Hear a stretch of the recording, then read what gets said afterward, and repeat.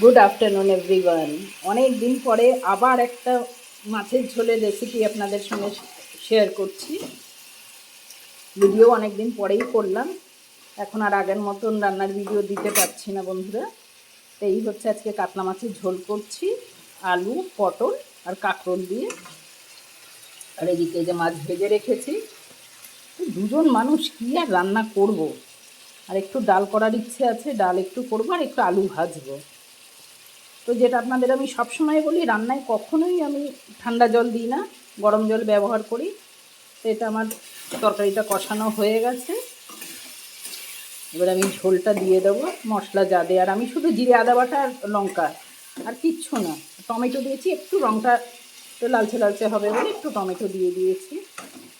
মশলা তো আমি একদম কম ইউজ করি। আপনারা যারা আমার ভিডিও দেখেন তারা জানেন যে আমার রান্নায় মশলা ভীষণ কম ইউজ হয়।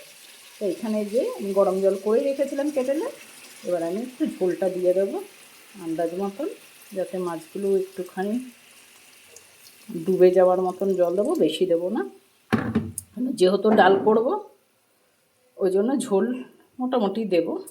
তো সেদ্ধ হওয়ার পরে যতটুকু থাকবে ততটাই থাকবে ঝোল। ঠিক আছে বন্ধুরা, এবার এটা ফুটুক, মাছগুলোও দিয়ে দিই।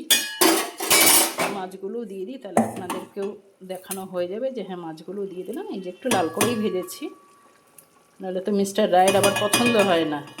একটু লাল করে না মাছ ভাজলে উনি বলবে কাঁচা কাঁচা কাঁচা কাঁচা, একটুখানি কড়া করেই ভাজি। এক একদিন তো হালকা ভাজি, যদি একদম জ্যান্ত হয় মাছটা আমি একটু হালকাই ভাজি, ওটা ভীষণ টেস্টি লাগে আমার।